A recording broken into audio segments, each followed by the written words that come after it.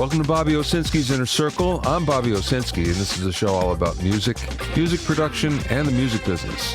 My guest today is Sid Duffour from Black Lion Audio. But first, let's talk about YouTube Red. So what is YouTube Red? It's a brand new subscription service that was just launched. And the whole idea is, if you'd like to get rid of those nasty commercials that are playing in front of your videos, this is the way to do it, but it'll cost you $9.99 a month. So there's a couple other things that you get along with YouTube Red. So you get rid of the commercials, that's a given. But the second thing is you can also play your videos offline. So in other words, you could cache the videos that you want to listen to or watch, and that will happen right on the YouTube app. You can be offline and still listen. The other thing that you can do is you can listen in the background. So for instance, on your phone or your iPad, you can have your music playing in the background while you're working on something else. And then finally, there's also Google Play. Google Play is Google's streaming music service, and you get that for free as part of the YouTube Red service. And likewise, if you're already a Google Play subscriber, you get YouTube Red for free as well.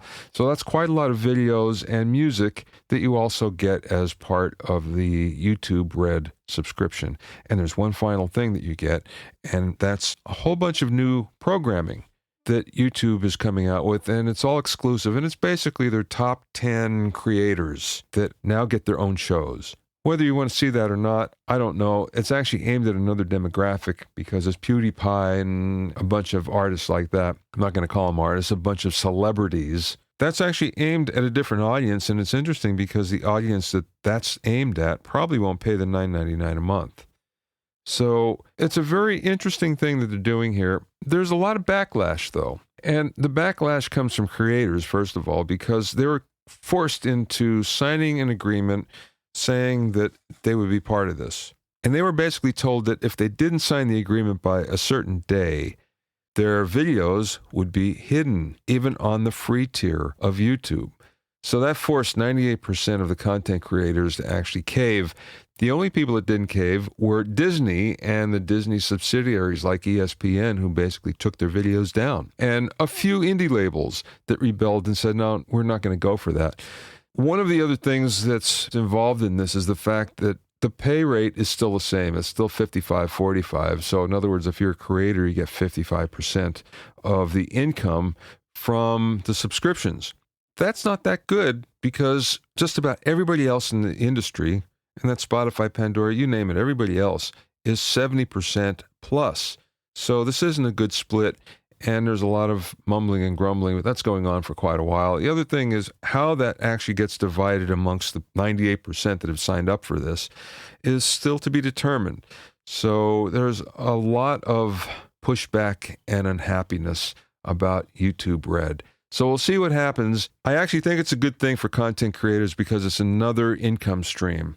How much is it going to be, though? Well, that's debatable. And how many people are actually going to sign on? Once again, debatable. If you have any questions or comments, send them to questions@BobbyOInnerCircle.com. Don't forget about my new coaching program. It's 101 Mixing Tricks, big studio tricks with a small studio. And you can go to 101mixingtricks.com to learn more. The next thing I want to talk about is John Bonham's sound. I've had several people ask me about that and about how it was mic'd and how did I think he got that sound. And I think I know only because I've spoken to most of the people involved with it, to Andy Johns, for instance, and Eddie Kramer. The big song that everybody always wants the sound of is When the Levee Breaks. And Andy Johns told me, and this is actually documented in my book, The Recording Engineer's Handbook, that it was 2 mics only. He got 2 Beyer M160 ribbon mics. Basically, they're in a big house, in the foyer of a big house. So Bonham was on the first floor, and what Andy did is he just hung 2 of these M160s over the banister of the second floor and captured them that way. 2 mics, that was it. In a lot of the other cases, it's 2 mics as well. It's a mic in front of the kick drum, and it's 1 mic just above Bonham's head over the middle of the kit. And that was kind of standard procedure for miking the drums way back then. Glyn Johns, which is Andy's older brother, actually came up with another method, which was the first documented use of stereo drums. and he took a third microphone, which was located just above the floor tom, looking in at the snare drum. And this was placed sort of by accident. The way I was told was this microphone happened to be on Jimmy Page's guitar amp at the time. And they had to change something on the amp, and the second engineer, the assistant engineer, went out and he moved the mic away so we can get closer to the guitar amp so we can change the controls. And he placed it just happened to fall that way, above the floor tom.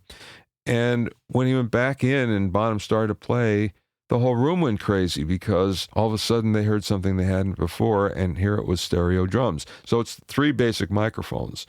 What kind of mics? Well, they're using big, large diaphragm microphones, mostly U67s, and a U47, I understand, it was on the kick. The kick was 6 inches away, and in some cases it might have been 6 feet away, so it really depended on the song. But it was 3 basic microphones. Whether he would be recording like that today, if he were still alive, is yet to be determined. We don't know. Now, that being said, there's a couple of other things that you should understand about the Bonham sound. The first is Bonham himself. He was a really hard hitter. And when it comes down to it, the one thing we know about studio drum sound is the harder you hit the drums, the better they sound. And it's really the case. And you can have a pretty crappy set of drums and make them sound pretty good if you have a fairly hard hitter. It's just the way it works. So that's one of the things. And Bonham's technique was outstanding. So between a heavy hitter and outstanding technique, wow, that's most of it right there. The other thing is Bonham had big drums. His toms were big. They were 14, 16, and 18 inches, and his kick was a 26-inch by 14 inches deep. That's huge. So there's a big part of it right there. Another part is the tuning. Most people think because it sounded so big that he tuned everything low, but in fact it was kind of the opposite. The lower heads, the bottom heads and all the drums were actually tuned very tight, and that was a big part of his sound. And both heads on his kick drum, he used a kick drum with the front head. Both heads were tuned very tight on the kick drum. So that was a big part of his sound. The reason being that as you move back from the drums, they actually sound lower. As you get close, you can hear the ping of the drum and you hear the resonance. But as you get back, they seem to sound lower. So if you have distant microphones, which in all cases of his recording, that's the way they were far away. That's a big part as well. Finally, Bonham played behind the beat. He was excellent at this. And this was a really, really big part of the sound. So when you add up the technique that he had, and the fact that he was a heavy hitter, and he played behind the beat so well, he had big drums, he had a different tuning than most people, and the microphones there were very few of them, and they were distant from the drums. There's a lot of space. That's the Bonham drum sound.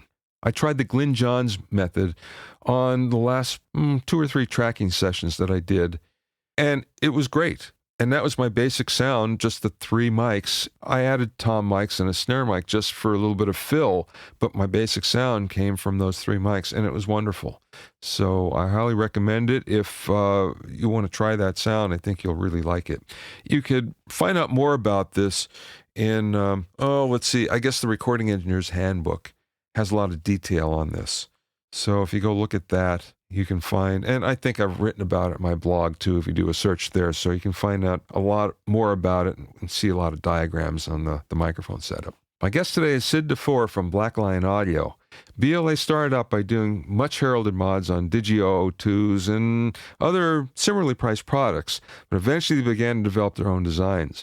Today, BLA has a wide range of very highly thought of products, from mic preamps to converters to one of the best clocks on the market. I spoke with Sid from his office in Chicago.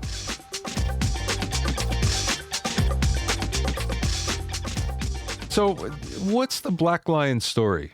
Well, basically, you want from the get-go, from the start? Yeah. We have the company started with our old owner, where he was just beginning to just mod, different interfaces. He knew some electronic stuff and started modifying some stuff for a couple friends, and had a roommate who was a tinkerer as well, and started doing, more and more, and word got around, and we started doing more and more, and decided to start a business doing it. And so it started off just he and his roommate, and it just basically just grew. Never advertised, and it just things spread by word of mouth. And started hiring, a couple other guys, and it just grew by there. And then I would say around 2008 is when we made I've been with the company since 2008, and I think that's around when we started making our first product. We just from the things that his roommate is a electronics genius, and he's the one who really came up with a lot of the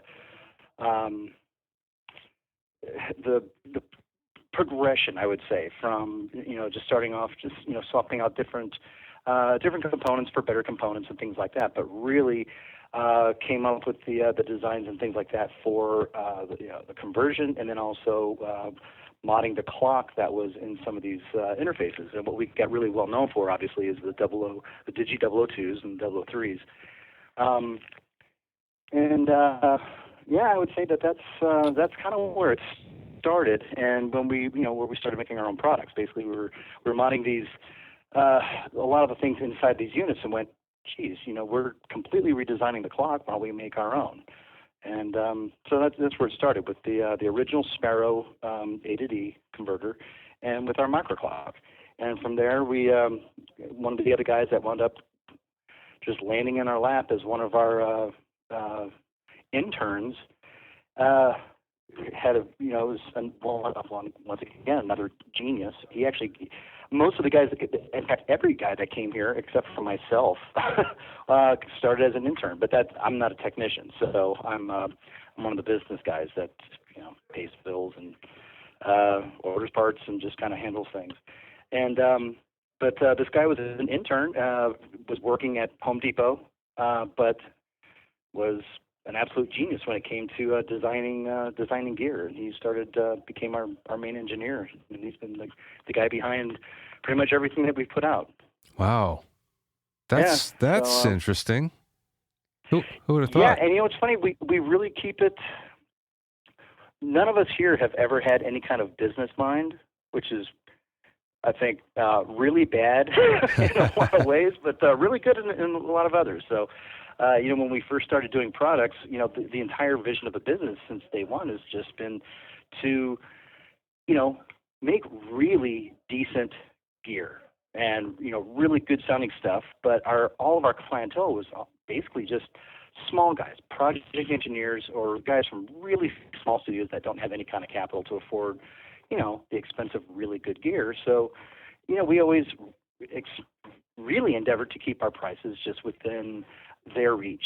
When we would come up with a new product, we didn't do any kind of product, industry research and say, okay, what are other comparable pieces of gear and what are their prices? We would just say, okay, how much do we need to make to be able to make more and, not go under?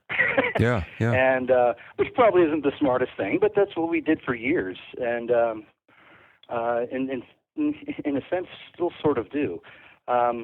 So we've always really tried to do our best to keep our price, and it's not all about undercutting everybody. It's really just to make things accessible. And are the products made in the U.S.? Yeah, we make everything right here in Chicago. Wow. There's some things we outsource. I mean, certainly, there's like some printed circuit boards, will get done. Obviously, it's but everything else. In fact, there's quite a bit of other service mount stuff on those PCBs that we do right here in house. That's very cool. It's very American too. Yeah, and it's funny because I feel like I can have a certain sense of pride in it, and kind of bragging rights, because I have nothing to do with what these guys are doing. I'm a fan of it myself. I'm a customer of it myself. So it's it's definitely unique. It was one of those things where the time was right when things started off, and we sort of got a foothold, and just survived. And when the company started, for the first few years, it was just sort of, the mentality was, well, we'll do this as long as we can. And who knew? Yeah. So we're still here, and we're still, putting out, and it's, I'm pretty amazed that the stuff that we're putting out is very cutting edge and is, arguably some of the best gear that's out there. We've got some, we've gone from, Jimmy Smith in his mom's basement, wanting to mod his, his 002 just to, get a little bit better because he can't afford anything else, to, Tony Maserati choosing our converters over, gosh, he could have his pick of whatever he wants, and he's likes our stuff better than anything else. So Yeah, that's impressive, definitely. Extremely flattering, yeah. how do you choose which products to do, which products to make? Because I'm sure that there's probably a list of things that you'd like to do or you get requests for. So how does that happen? Well, I'd say towards the beginning, it basically was up to our head engineer when he would just sort of get a wild hair and say, I really want a compressor. And so he would just start designing one, that kind of thing, or the EQ. That's how those kind of came about. The PM8 was actually started off as a mod to the SM Pro PM8, and I can't remember. I think someone approached us asking for that. So we delved into it, and our guy basically, once he came up with the mod, it was basically the only thing that was the same was the power supply and the chassis, and that's when we decided, it's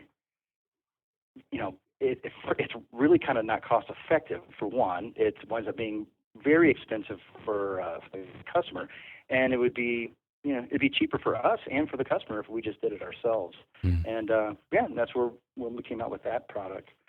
But now we are finally trying to get a little smarter about looking at the industry and listening to what people want. We're finally able to we've begun working on our own interface. So that's in the design aspect right now. But that's one of those things that we've been wanting to do, and people have just been screaming for it for years. We've just never had the resources to do it.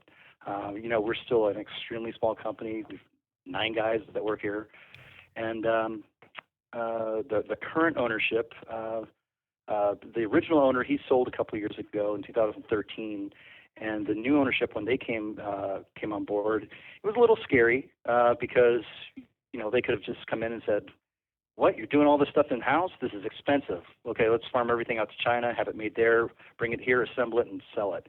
And so we were a little skeptical, a little worried. But when they came on board, they sat us all down and said, "Look, you guys have pretty much been running this company, and we want to continue doing that.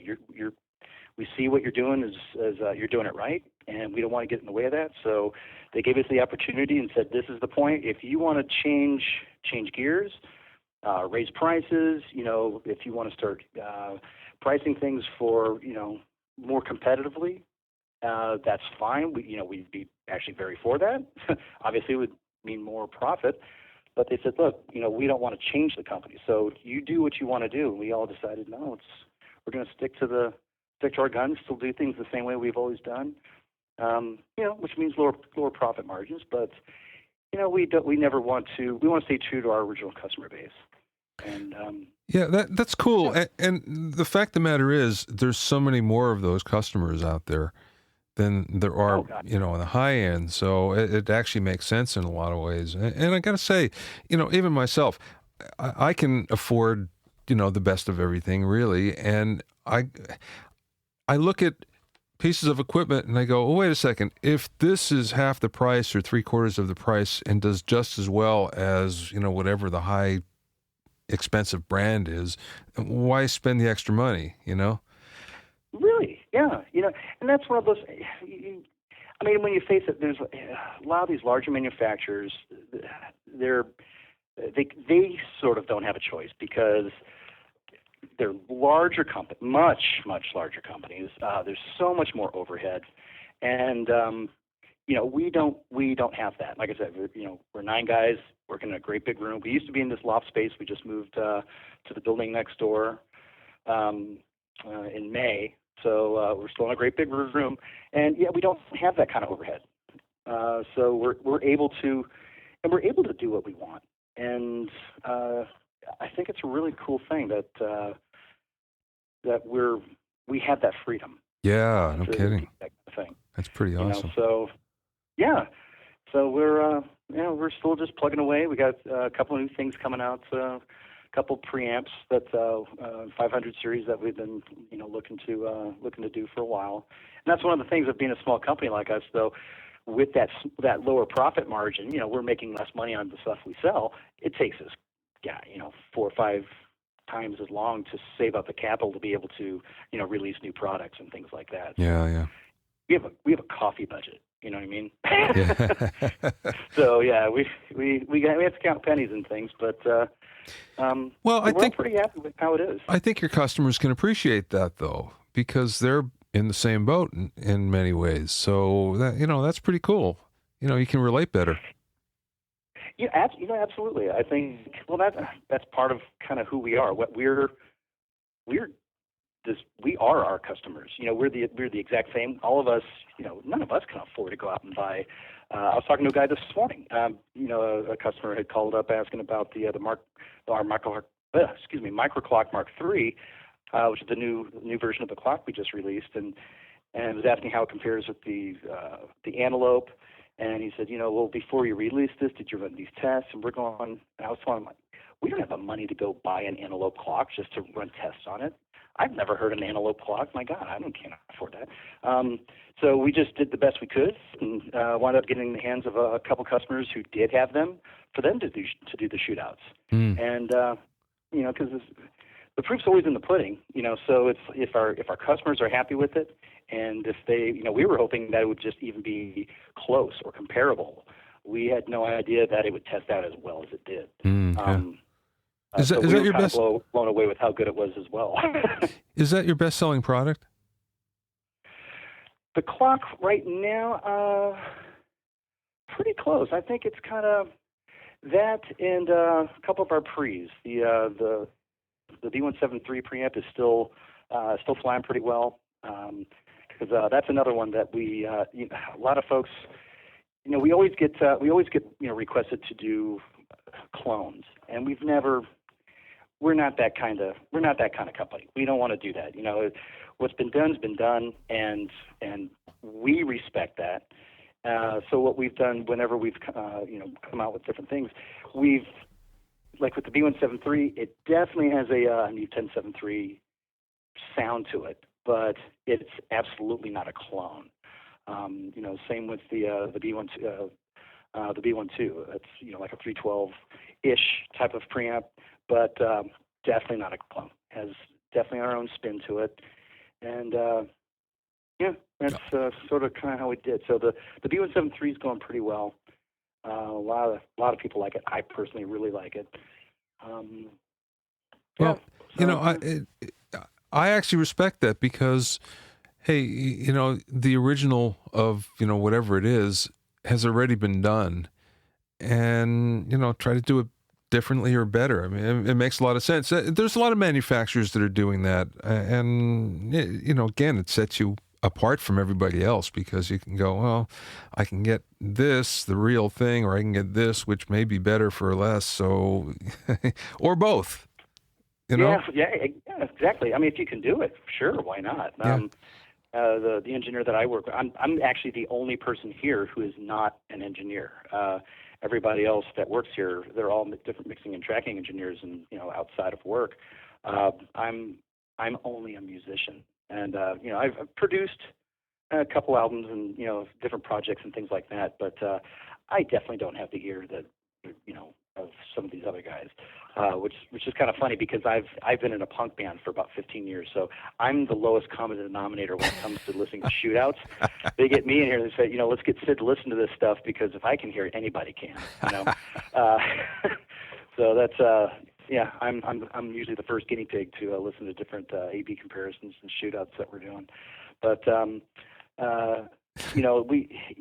every one of us here are. We're equal with our customers. No one here has personally has any kind of big budget. So, That's why we really try to approach things the way we would with our peers, our friends, different other guys that we know in the industry and stuff like that. That's who we. It's sort of who. I know it sounds corny, like it's a some salesy thing, but it's really kind of who we are. We're not the best businessmen by any means.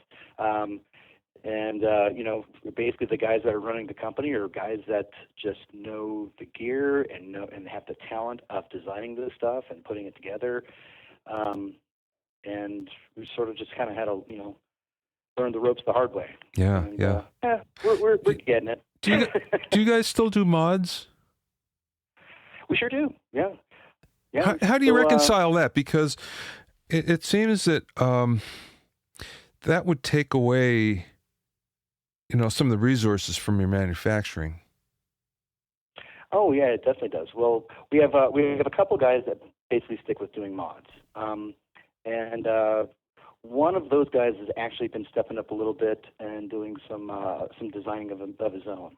In fact, he a couple of the 500 series pre's that were one that we are releasing now, and another one that's going to be coming hopefully before the end of the year. He's had a big hand in that, but that's part.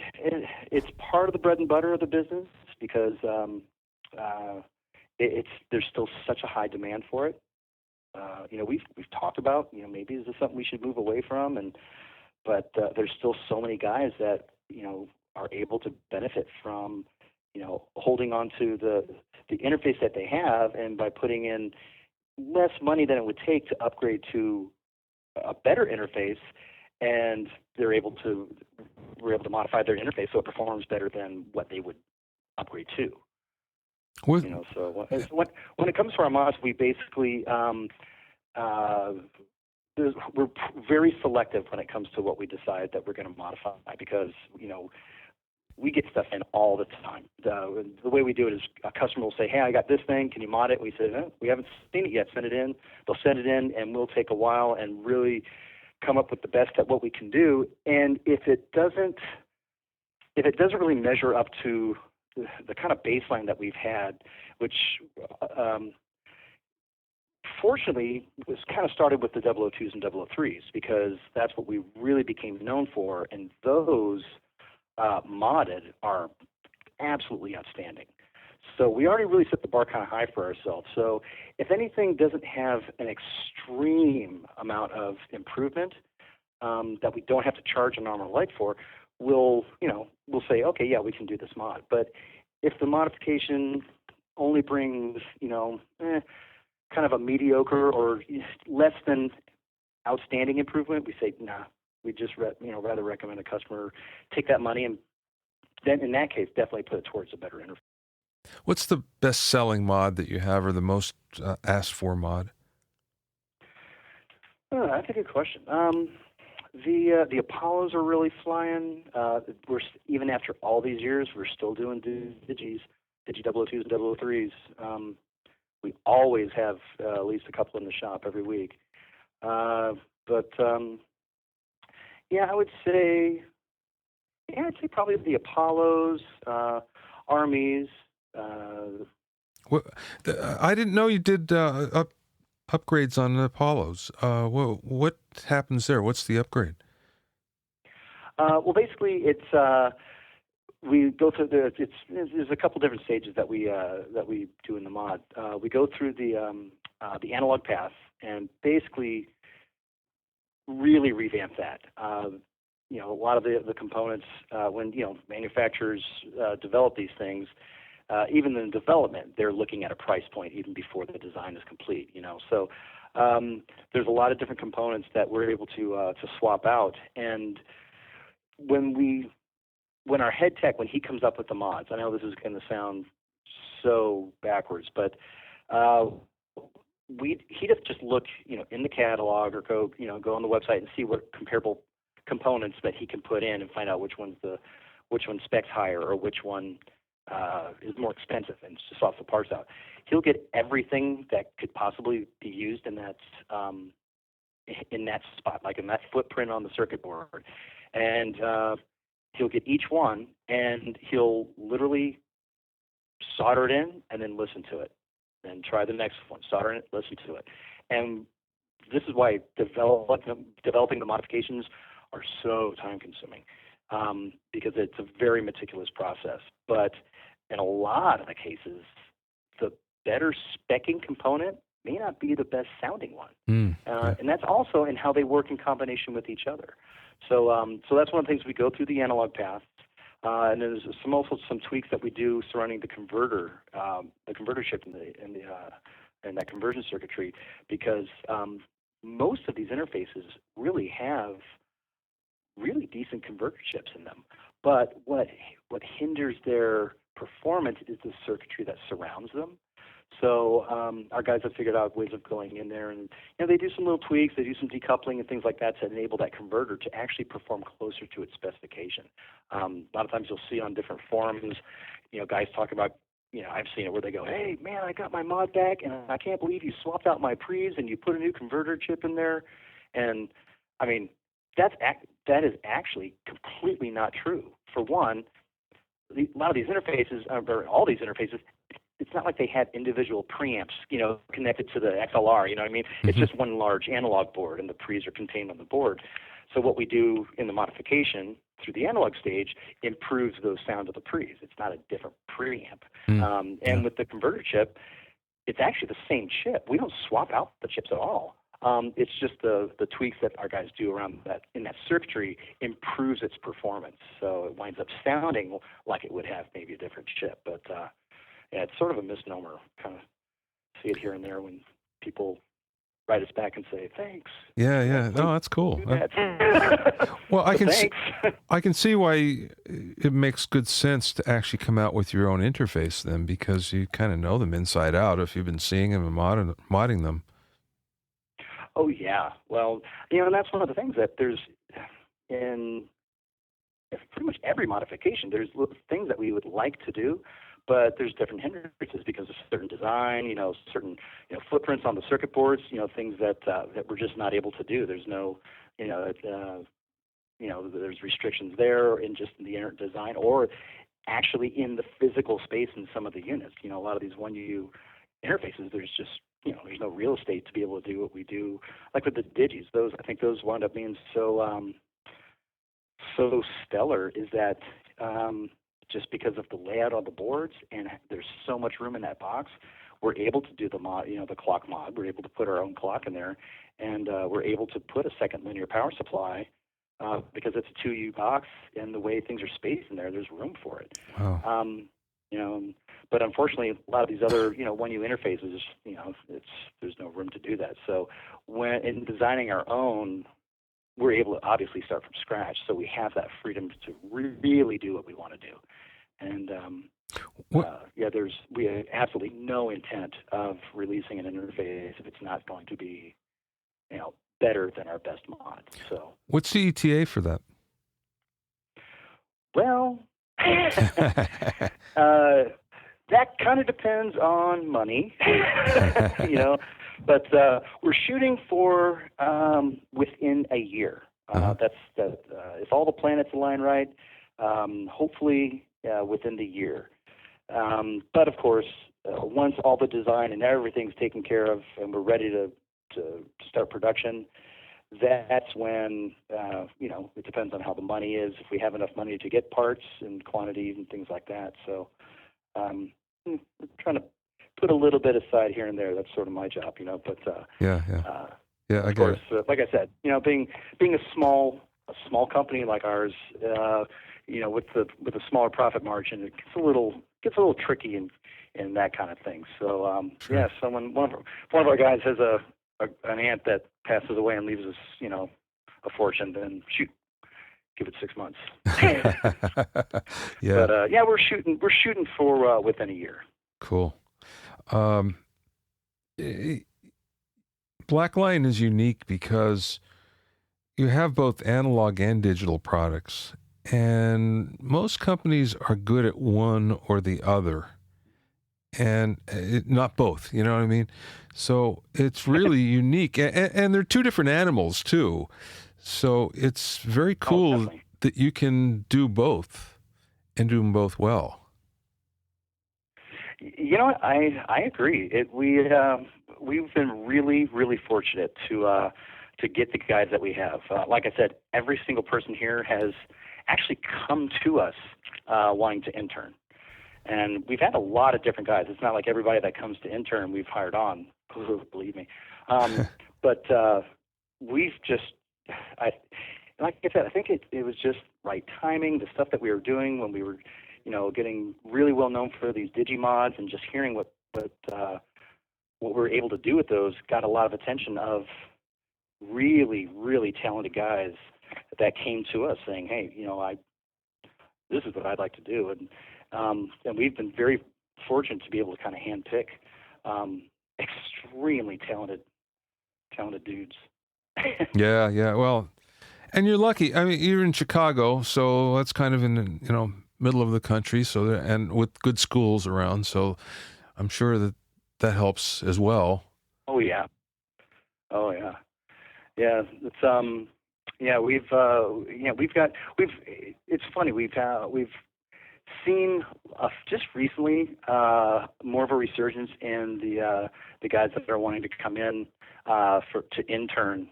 I guess it kind of goes in waves. I'm really not sure why, but and unfortunately, guys will come in and kind of learn the ropes. But then that's another thing, is that they'll come in, learn the ropes, and they wind up. A lot of these guys have been schooled, but in actual real world application, it's a completely different ball game. Yeah. When we were, and in fact, even to the way we do things, because like I said, when we first started designing things, nobody knew how to design gear. No one was schooled in that. We just sort of learned it the hard way, and really, maybe lucked out into making some extremely fortunate mistakes. When we had our first the Sparrow ADC, we were deciding to make a Mark II version of it, that was rack mountable. We brought in another engineer, this guy who worked for a very large microphone company, very established, knew his stuff, and we brought him in to kind of help us, because at that point it got to there's some things in the business like FCC regulations and things like that was way over our heads. So we needed some guy who knew his stuff. And he came in and was looking at how we were designing things, going, what in the world are you doing? This is not how you do this. And we're going, well, that's how we do it. He's like, this isn't going to work. This is going to sound awful. And then when we'd finish it and we'd try it out, he's going, I can't believe how good this sounds. Wow. This is kooky. How in the world, no one takes all these different components and just tries them out one by one and listens to it. No one does that. And we're like, well, I guess, we didn't know that. That's what we've always done. And when he saw how the mods were, we did the mods, he was just kind of, face palming, going, how can you guys do this? How do you stay in business? Like, well, we just sort of do what we do, and it's and people like it. I think there's no question. I mean, like I said, I'm not one of the guys that mods these things, so I can be objective about it and say, God, man, a lot of these modifications are just amazing. Yeah. I have everyone here has our own mods. Yeah. So well, and the reviews on just about everything have been great across the board. So, I look at some of the reviews from various magazines, and they're all stellar. Oh yeah. Not to, I don't want to try and shoot some stuff, but when it comes to the magazine reviews, they're great, and I don't think that anybody's full of crap when they're reviewing our stuff. That's really what they think. But I think what really speaks for it is what customers say. The fact that we had, we went for the first 6-7 years that we were a company, we didn't do any advertising. The only advertising we had was word of mouth. One satisfied customer was telling somebody else, going, hey, I got this thing, you need to check these guys out. Yeah. And the fact that we were able to grow as a business, and not just grow, but just sustain ourselves, for one, stay afloat, but also grow in that kind of, business model is really bizarre. Well, that's So, how I found you, though. It was by word of mouth. It was on the forums, various forums, and I kept on seeing the name coming up all the time with happy users. Yeah. Oh, well, I mean, we're fans of our fans. I mean, of our customers. We really are. And I know it sounds hokey, man, but it's it's like a musician or an artist that's really having that identity with their fan base, because without our customers, we'd be long gone. But people really support us. They like what we do, and we want to do right by them, and we endeavor to do so. We've got a couple opportunities actually to blow up. Really step things up and kind of change things around, and we've chosen not to do it. Oh, that's cool. Because we, like I said, we want to stay true to our customer base. That's excellent. Last question for you, and then I'll let you go because I know you're busy. What's the best piece of business advice that you either learned along the way or that you received from somebody else? Wow, that's a good one. Well, we've gotten a lot of good advice that we knew was good advice and still didn't take it. Several years ago, we've had lots of different guys, kind of household name type of guys, in the industry, that have flat out, people I've talked to personally that told me going, with our Microclock Mark II, the performance of that thing was just amazing, and we were selling it for $500-600, and this guy was going, you guys are idiots if you don't just redesign a case for it so it looks a little nicer, because we design things with the price in point. We want us to be able to sell it for not a lot of money. So when we made that case, and when you looked at it, it's ugly. It's just very unimpressive. It's a little box. It's got a knob, a switch, and 3 BNC outputs. Nothing fancy, but without all the hoopla and bells and whistles, we were able to keep the price really inexpensive. And he was going, you sold this for $500-600. You should be selling this for maybe $18,000-$2,000. People would still buy it, and he said the only customers that you would lose are the guys that can't afford that thing, but you would gain more customers than you would lose because no one takes your price point seriously. They say a word clock for $600, and they look at it and they go, that can't be anything. That really isn't worth my time to even investigate. They said, if you make it look really slick, raise the price, man, they'll fly. And we went, we don't want to do that. So I think in some of that good advice, it really kept our value straight. Yeah, you know what I mean? You can always do a premium model that's basically the same thing in a nicer case. And then you have two of them, Oh, well, that's sort of what we have now. We actually still are doing the Microclock Mark II, but with our Microclock Mark III, we definitely souped that up a little bit. We have it's in a rack mountable case now with actually removable rack ears. So because you've got the live guys that love the small compact thing where you can throw it in a backpack or you can just sit on top of your console, that these guys love that. Then you've got other guys in the studio going, God, I wish I could rack this thing. So we gave it removable rack ears. It's also got a LED display now, so you can just scroll through and select the frequency you want. It's got a lot more different outputs as well than just the 3 BNCs. So, and there's been a huge improvement to its guts. It's got we did a lot of different redesigning with the actual circuitry, so it's definitely higher performing. And we've thought about putting out an even higher version of that, like like the macro clock or something that's just has all sorts of different connectivity, like video syncing stuff and all these kind of things, and put it in a really slick box and making it absolutely the best that we can do, like sparing no cost. That way, it would be more expensive, but it wouldn't be intended for, the little guy. Yeah, sure. Sure. Well, that's cool. You stay true to your values and your philosophy, and that's to be applauded for sure. Oh, thanks. I mean, we try, Well, Sid, it's funny. We still do things, in fact, as I'm talking to you, I got when it comes to like our faceplates, we screen them in-house. We screen print them right here. And that's one of the things that, as I forgot as you were calling me, that was one of the things I needed to do, is get in here and take care of some of this stuff. So yeah, we don't even farm this stuff. We don't even, farm the graphics out. We've got a whole bunch of screens in here, and we screen print all that stuff by hand. Which wow. is, really kind of grassroots, boutique-y, but it's kind of who we've always been. And yeah. That's very cool. Sid, thanks for your time. I enjoyed the chat. You can find out more about Black Lion Audio at their website, blacklionaudio.com. blacklionaudio.com. Thanks for listening and being in my inner circle. Remember, if you have any questions or comments, you can send them to me at questions@bobbyoinnercircle.com. I'm really happy to answer any questions, and I really love your comments, so please keep sending them. Many thanks to Steve Cherubino. He's the host of the EDM Producer Podcast at edmmr.com.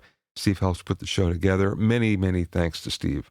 To listen to other episodes of Bobby Owsinski's Inner Circle, go to bobbyowsinski.com and select the podcast tab, or go to bobbyowinnercircle.com, or you can now find it on iTunes, Stitcher, Mixcloud, and Google Play. At bobbyowsinski.com and bobbyowinnercircle.com, you'll find a sign-up form for my newsletter and for alerts for new podcasts. This is Bobby Owsinski. I'll see you next time.